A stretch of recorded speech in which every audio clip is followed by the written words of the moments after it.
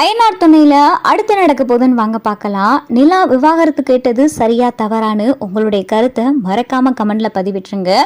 சோழனை மதிச்சு உங்க மனசுல என்ன இருக்கு, நீங்க என்னை விரும்புறீங்களா இல்ல உங்க மனசுல நான் இருக்கேன்னா உங்க மனசுல என்ன இருக்கோ அதை தனிப்பட்ட முறையில என்ன இருந்தாலும் பரவாயில்ல, அதை நீங்க என்கிட்ட சொல்லுங்க அப்படின்னு சொல்லி சோழன் நிலாக்காக இவ்வளோ விஷயம் பண்ணதுனால ஒரு தடவையாவது நிலா சோழன் கிட்ட கேட்டிருக்கலாம். ஆனா நிலா ஒரு தடவை கூட அப்படி சோழன் கிட்ட கேட்கவே இல்லை. சோழனை மதிக்க கூட இல்லை. சோழனுடைய உணர்வுக்கு ஒரு வாய்ப்பு கூட கொடுக்கலன்னு தான் சொல்லணும். இப்ப நிலா கேட்ட ஒரே ஒரு வார்த்தைக்காக மட்டுமே சோழன் மனசுக்குள்ள அவ்வளவு காதலை வச்சுக்கிட்டு எல்லாத்தையும் மறைச்சு வச்சுக்கிட்டு நிலா கேட்டாங்க அப்படின்றதுக்காக விவாகரத்து நோட்டீஸ்ல கையெழுத்தும் போட்டு கொடுத்துறாரு. நிலாவும் விவாகரத்து நோட்டீஸ்ல கையெழுத்து போட்டுறாங்க. ரெண்டு பேரும் வக்கீலை பார்த்து பேசி முறைப்படி சட்டப்படி அடுத்து என்ன கொண்டு போகணுமோ எல்லாத்தையும் பண்றாங்க.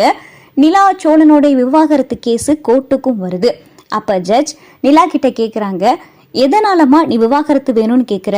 அவரு உன்னைய கொடுமைப்படுத்துறாரா இல்ல மனதளவுலையோ இல்ல உடல் அளவுலையோ இல்ல உன் குடும்பத்து சார்பாவோ அவர் உன்னை ஏதாவது டார்ச்சர் பண்றாரா அப்படின்னு சொல்லிட்டு ஜட்ஜ் கேட்கல. நிலாவால எந்த பதிலுமே சொல்ல முடியல. அப்ப நிலா சொல்லக்கூடிய ஒரே பதில், இல்ல மேடம், இது ஒரு சூழ்நிலையினால நடந்த கல்யாணம், நாங்க இதை கல்யாணமாவே ஏத்துக்கல, அதனால விவாகரத்து வேணும் அப்படின்னு சொல்லிட்டு நிலா தரப்புல இருந்து சொல்றாங்க. அப்ப சோழன் கிட்ட வக்கீல் கேக்குறாங்க, நீங்க என்ன சொல்ல விரும்புறீங்களோ சோழன் அதை தாராளமா ஜட்ஜ் மேடத்துக்கிட்ட சொல்லலாம் அப்படின்னு சொல்லிட்டு வக்கீல் சொல்லவும், அப்பதான் சோழன் மனசுக்குள்ள இருக்கிற எல்லாத்தையும் கொட்டி தீக்கிறாரு. வணக்கம் மேடம், நான் இவங்கள ஒரு சூழ்நிலையின் காரணமா கல்யாணம் பண்ணேன்னு அவங்க நினைக்கலாம். ஆனா இவங்க கழுத்துல தாலி கட்டின அடுத்த நொடியில இருந்து இந்த நொடி வரைய இவங்களை என்னுடைய மனைவியா தான் நினைச்சுக்கிட்டு இருக்கேன். இவங்க வேணா என்னைய கணவனா ஏத்துக்கிறாம இருக்கலாம், இவங்க என் வீட்டில தான் இருக்காங்க, என் வீட்டில் இருக்கிற எல்லாரையுமே இவங்களுக்கு ரொம்ப பிடிக்கும், அந்த அளவுக்கு உரிமை எடுத்து எல்லாருக்கிட்டையும் பாசமா இருக்காங்க. அதே மாதிரிதான் என் வீட்டில் இருக்கிற அண்ணன் தம்பி அப்பா எல்லாருமே இவங்க மேல அவ்வளவு பாசமா இருக்காங்க. ஆனா இவங்க இதை ஒரு கல்யாணமா ஏத்துக்கறல அப்படின்றதுனால தான் இப்ப விவாகரத்து கேட்டுக்கிட்டு இருக்காங்க. எங்களுக்கு ஒரு கொஞ்சம் கால அவகாசம் மட்டும் கொடுங்க அப்படின்னு சொல்லி சோழன் கேட்டதும் இங்க நிலாக்கு பார்த்தா ஒண்ணுமே ஓடல. என்ன இங்க வந்து இப்படி பேசிக்கிட்டு இருக்காரு, இவரு விவாகரத்து வேணும்னு கேட்பாருன்னு பார்த்தா இப்படி பேசிக்கிட்டு இருக்காரு அப்படின்னு சொல்லி நிலாவுக்கு அதிர்ச்சியா இருக்கு.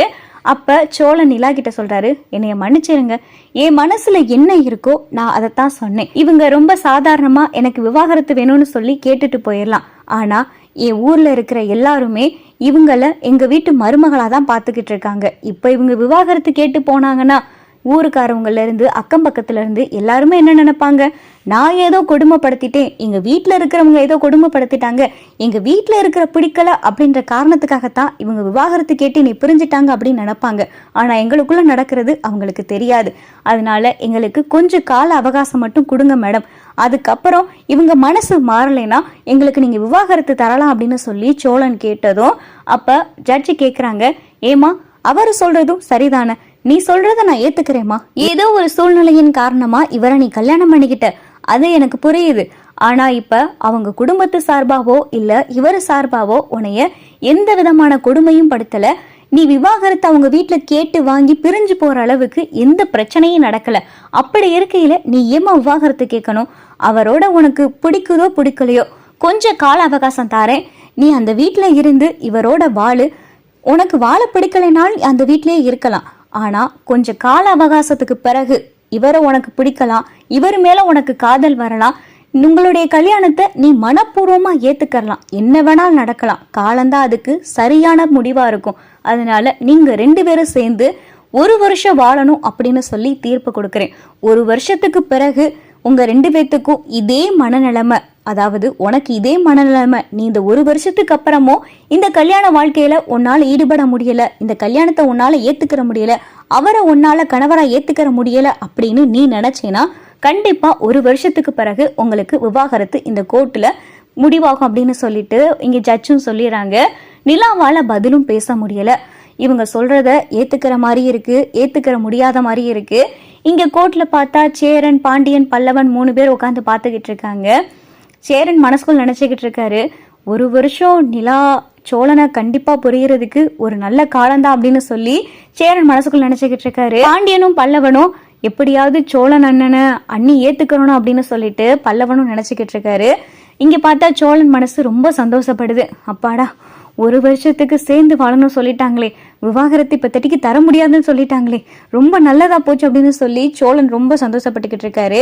இங்க கோர்ட்ல இருந்து வெளியே வந்ததுமே சோழன் கிட்ட பார்த்தா நிலா கேட்டுக்கிட்டு இருக்காங்க, என்னங்க நீங்க என்கிட்ட வீட்டுல மண்டைய ஆட்டிட்டு உனக்கு விவாகரத்து தரேன்னு சொல்லிட்டு இப்ப என்னடா கோர்ட்ல வந்துட்டு இப்படி பேசிக்கிட்டு இருக்கீங்க அப்படின்னு சொல்லி நிலா கேட்கவும், இங்க பாருங்க, நான் ஜட்ஜி மேடத்துக்கிட்ட சொன்னதை தான் உங்ககிட்டயும் சொல்றேன்.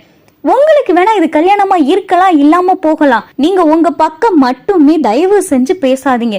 தயவு செஞ்சு என் பக்கம், என் குடும்ப சூழ்நிலை, என் குடும்பத்தை பத்தி ஊருக்குள்ள என்ன பார்வை இருக்கு இதெல்லாம் கொஞ்சம் யோசிச்சு பாருங்க.